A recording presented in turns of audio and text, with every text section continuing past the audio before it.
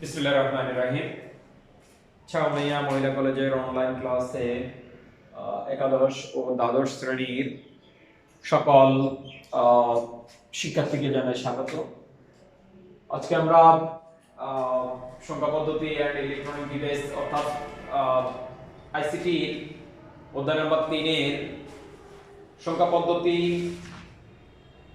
ও digital device কিছু part নিয়ে আলোচনা করার চেষ্টা করব।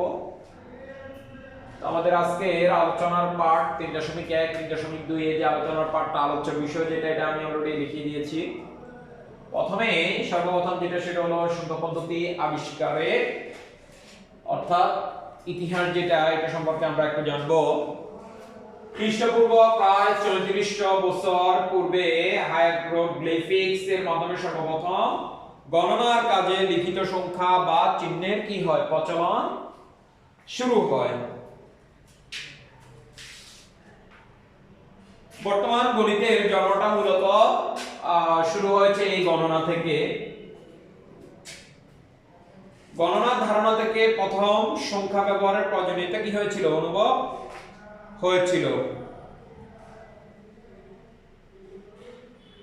তবে প্রাচীন প্রস্তর যুগে মানুষ যখন গুহায় বসবাস করত তখন 1-2 পর্যন্ত গণনা চালু ছিল বলে ধারণা করা হয়। তখন পারিবারিক ও সামাজিক জীবন ভালো করে শুরু না হলেও পদার্থের রূপ সমন্বয়ে তারা ওয়াকিবহাল ছিল।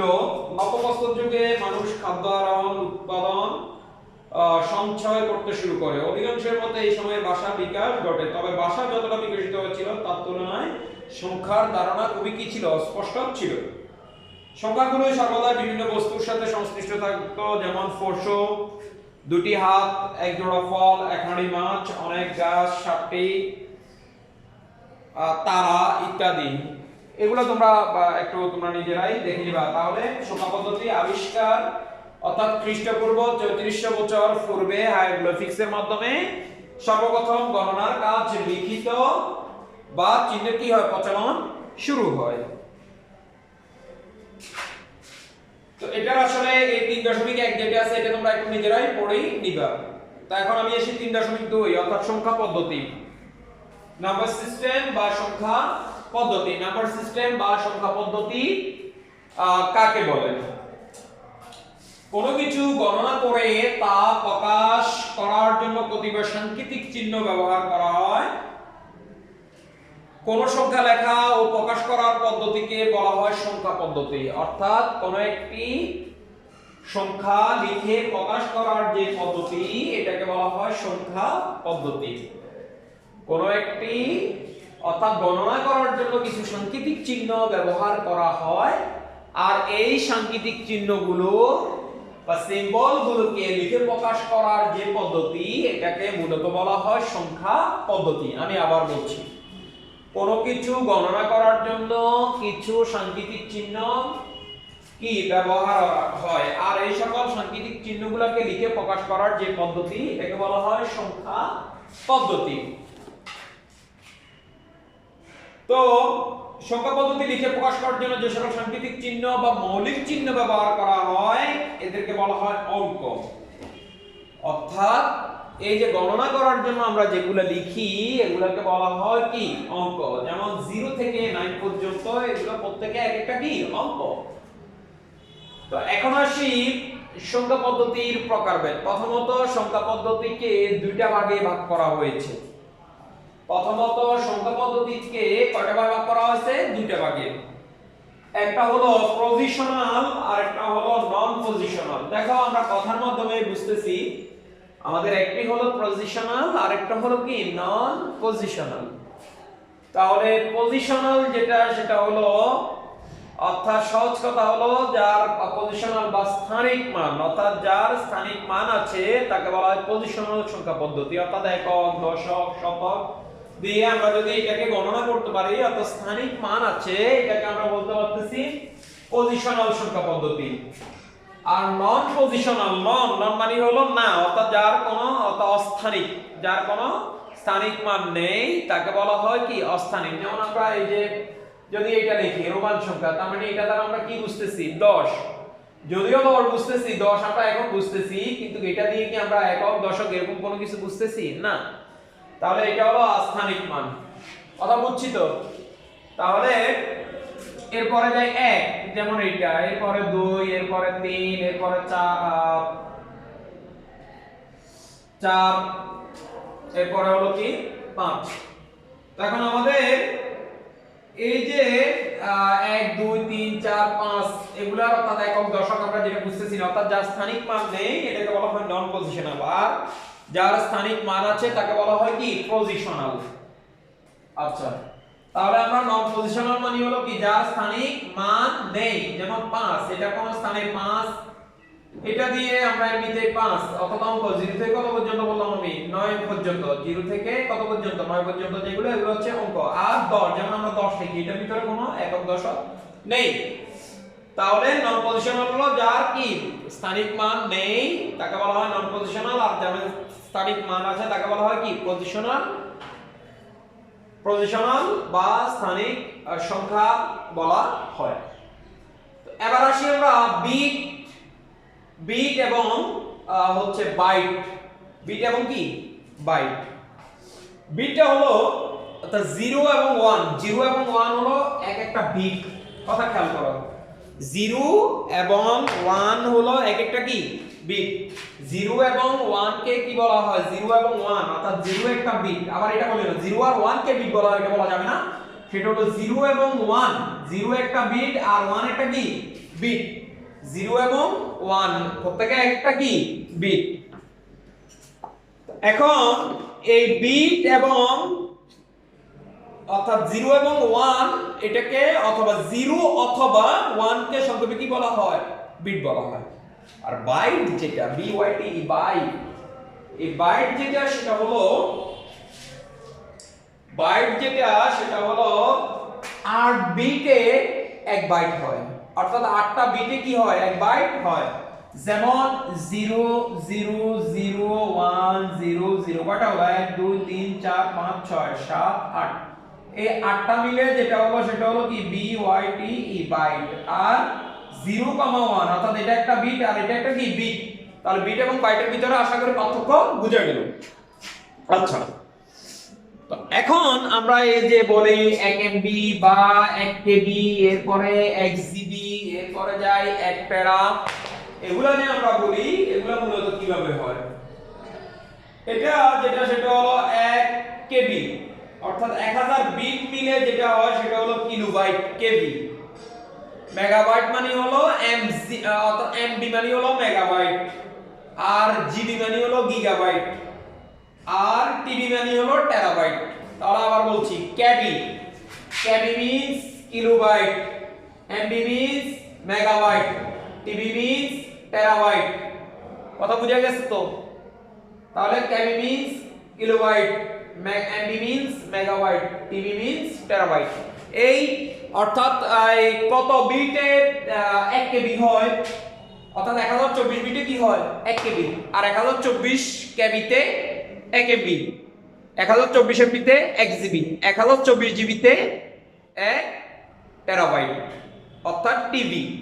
বুঝছি তো নাকি? আবার বলছি 1024 বিটে মিলে যেটা হয় সেটা হলো কি 1 KB কিলোবাইট, আর 1024 KB means 1024 KB তে হয় 1 MB, আর 1024 MB তে হয় 1024 MB তে হয় কি 1 GB গিগাবাইট, আর 1024 GB তে হয় 1 TB, 1 TB অর্থাৎ 1 টেরাবাইট, অর্থাৎ 1024 GB তে মিলে কি হয় 1 টেরাবাইট। ঠিক আছে, আজকে একটু আর এরপরে এখন আসি আমরা আমাদের 3.1 আলোচনা করলাম, 3.2 এখন 3.2.1, 3.2.1 কি 1 classification of number system, classification of number system. এখন এই সংখ্যা পদ্ধতি a classification of number system যেটা স্থানিক মানের কয়েকটা প্রকারভেদ নিয়ে আমরা আলোচনা করব। স্থানিক মানের কয়েকটা প্রকারভেদ নিয়ে আমরা কি করব, আলোচনা করব। যেমন এর ভিতরে আছে বাইনারি, এর ভিতরে আছে ডেসিমেল, এর ভিতরে আছে অক্টাল, এরপর ভিতরে আছে হেক্সাডেসিমেল। কথা খেয়াল করো। বাইনারি, তাহলে ক্লাসিফিকেশন অফ নাম্বার সিস্টেম অর্থাৎ স্থানিক মানের কিছু চারটা প্রকারভেদ নিয়ে আমরা কি করব, আলোচনা করব। এটা হলো 3.2.1। বাইনারি, বাই শব্দের অর্থ হচ্ছে 2। বাই শব্দের অর্থ হচ্ছে কত, 2।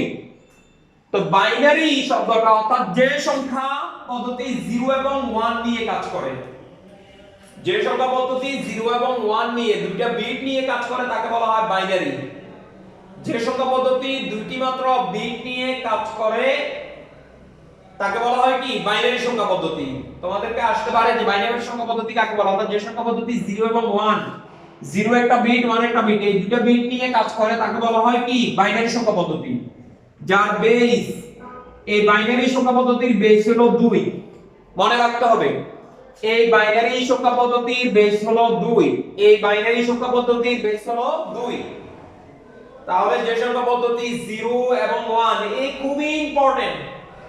এগুলো যতটুকু ইম্পর্টেন্ট না, সবচাইতে বেশি ইম্পর্টেন্ট যেটা সেটা হলো বাইনারি, ডেসিমেল, অক্টাল, হেক্সা। এগুলো যদি না বুঝো, কারণ সামনে এই পুরো চ্যাপ্টারটাই হলো এই বাইনারি, ডেসিমেল, অক্টাল, হেক্সাডেসিমেল এগুলো নিয়ে মূলত আমাদের ক্লাসটা বেশি। তো বাইনারি অর্থাৎ 0 এবং 1 নিয়ে যেটা হয় মিলে অর্থাৎ যে সংখ্যা পদ্ধতি কাজ করে এটাকে বলা হয় কি, বাইনারি সংখ্যা পদ্ধতি। যা বেস হলো কত, 2। এরপর আসো ডেসিমেল, 10। ডেসিমেল মানে কি, 10 মনে রাখতে হবে। ডেসিমেল অর্থাৎ যে সংখ্যা পদ্ধতি 0 থেকে 9 পর্যন্ত, 0 1 2 3 4 5 6 7 8 9 পর্যন্ত এই সংখ্যাগুলো নিয়ে কাজ করে তাকে বলা হয় ডেসিমেল সংখ্যা পদ্ধতি।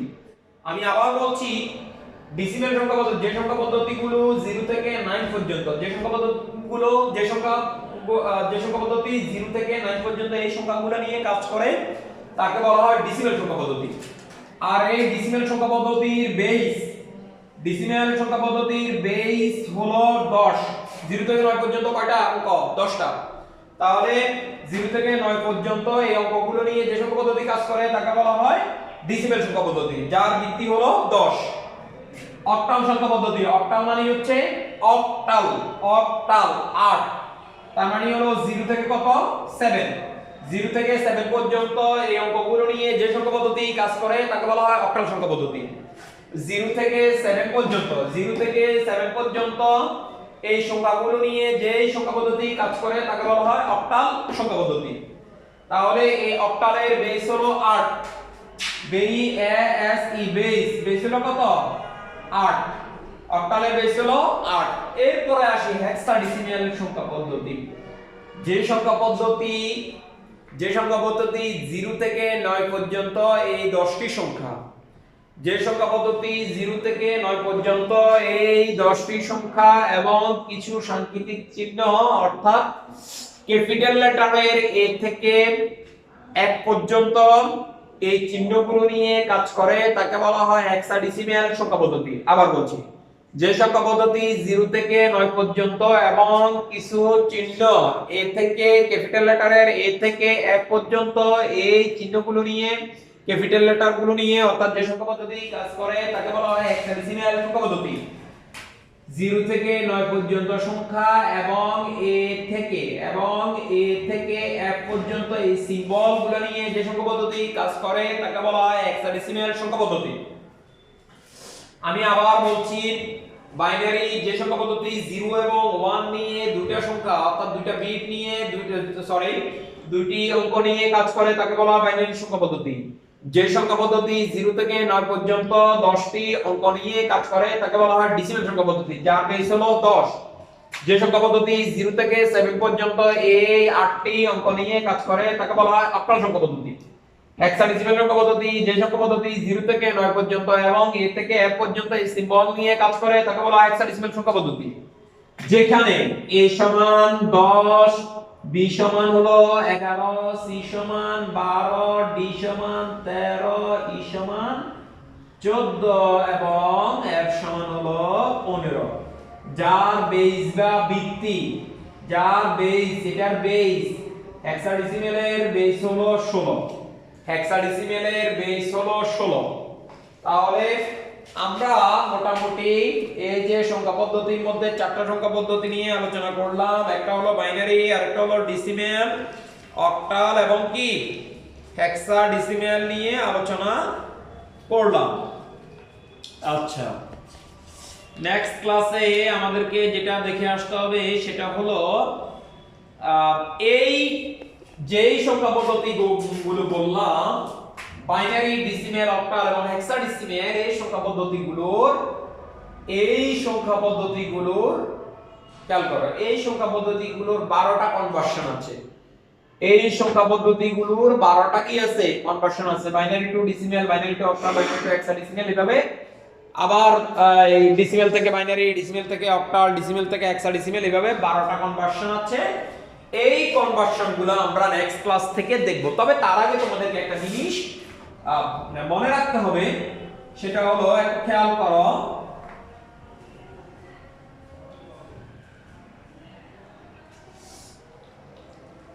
একটা জিনিস তোমাদেরকে মনে রাখতে হবে, 1 2 4 8 16 32 64 128 256, এই জিনিসটা মনে রাখতে হবে।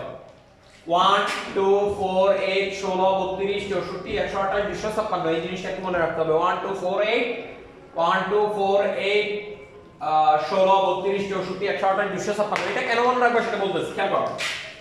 বাইনারি ক্ষেত্রে যদি যেমন 2 to the power 0, 2 to the পাওয়ার 0 মানে কত? 1, 2 টু দি পাওয়ার 1 মানে 2, এভাবে মনে রাখতে পারো। 2 টু দি পাওয়ার 2 মানে কত? 4, মিলতেছে 1 2 4। আর 2 টু দি পাওয়ার কত? 3 মানে 8, 2 টু দি পাওয়ার 4 মানে কত? 16। এরপরে 2 টু দি পাওয়ার কত? 5, তাহলে 2 to the power 5, 2 to the পাওয়ার 5 মানে হচ্ছে কত? 32, 2 টু দি পাওয়ার 6 মানে হলো 64। এরপরে 2 to the power 6, 2 to the পাওয়ার 7 মানে হলো কত? 128, 2 টু দি পাওয়ার 8 মানে হলো কত? 256, ঠিক আছে। আর 2 টু দি পাওয়ার 9 মানে হলো 512। এত কিছু এতটুকু পর্যন্ত মনে রাখা দরকার নাই, তোমরা মোটামুটি 128 পর্যন্ত মনে রাখলে হবে। এই 128 পর্যন্ত মনে রাখলে কি হবে? যেমন দশমিক একটা সংখ্যাকে আমরা যদি বাইনারি কিভাবে ভাঙবো একটু খেয়াল করো। দশমিকের একটা সংখ্যা 5 দুই ভাগে ভাঙা যাবে। এই 5 যদি আমাকে ভাঙতে হয়, এখানে আমার কাকে কাকে কাজে লাগবে একটু খেয়াল করো তো। 4 2 1, আমি যেহেতু আমি ডেসিমেল 5 কে যদি ভাঙি আমার কত লাগতেছে? 4 2 1, একটু খেয়াল করো। 4 2 কি 1, এটা একটা কিন্তু ডেসিমেল সংখ্যা, তো এই 5 কে যদি আমি ভাঙি তাহলে আমার 4 2 1, তার মানে কত যোগ করলে আমার 5 হবে। 4 4 একে কত? 5। কিন্তু আমি তো জানি 1 2 4, 1 2 4, তার মানে আমার কাজে লাগতেছে তিনটা সংখ্যা। তিনটার মধ্যে কয়টার মধ্যে আমি মান বসালে আমার 5 মিলতেছে? তো 1 আমার যেহেতু লাগতেছে 1 2 4, যেহেতু আমি জানি 4 এবং 1 কে যদি আমি ইয়া করি তাহলে আমার কত? 5 মিলে যাবে। যাদেরকে কাজে লাগাবো তাদের নিচে হবে 1, বাইনারি ভাঙতে হলে তাদের নিচে কি দিতে হবে? 1 দিতে হবে। তার মানে 4 আমার কাজে লাগতেছে, 1 কাজে লাগতেছে, কারণ 4 4 একে কত? 5। যেহেতু 2 কাজে লাগতেছে না, এখানে আমার কত বসবে? 0 বসবে। এটাকে আবার অন্যভাবে করা যায়, এটা একটা পদ্ধতি। আর আরো সহজ পদ্ধতি যেটা, সেটা হলো 1, খেয়াল করো 5। তাহলে যেহেতু বাইনারির ভিত্তি 2 দিয়ে ভাগ করলে কত হবে? 2 দুগুণে কত? 4, বাকি আছে কত? 1। এরপরে কি আবার 2 দিয়ে দিলে 2 একে 2 বাকি কত আছে? 2 তো এর মধ্যে 2 এর মধ্যে অলরেডি চলে গেছে, 2 একে 2 আর বাকি আছে কত? 0। তার মানে আমি এখান থেকে নিব, অর্থাৎ NSB to LSB, most significant bit, least significant bit. MSB means most, এটা আসে কিন্তু most significant bit, আর LSB means least significant bit। অর্থাৎ এটার এই 5 এর বাইনারি যেটা 5 একটা ডেসিমেল সংখ্যা, এটার বাইনারি হলো 101। একটু খেয়াল করো তো 101 হচ্ছে কিনা? 101। তো আজকে নরমালি সিম্পল একটা জিনিস দেখালাম। তাহলে তোমরা নেক্সট ক্লাসে এই যে এই সংখ্যা পদ্ধতিগুলো যতটুকু পর্যন্ত আমি পড়াইছি, বেশি পড়ার দরকার, যতটুকু পর্যন্ত পড়াইছি এটা ভালো করে বাসায় দেখে আসবা। তো আজকে এতটুকু পর্যন্ত থাক। কালকে আমরা তিনটা কি চারটা কনভার্সন নিয়ে ক্লাস করার চেষ্টা করব, অর্থাৎ 3-4টা কনভার্সন নিয়ে আমরা কি করব? ক্লাস করব। তো সবাই ভালো থাকো, সুস্থ থাকো, আল্লাহ হাফেজ।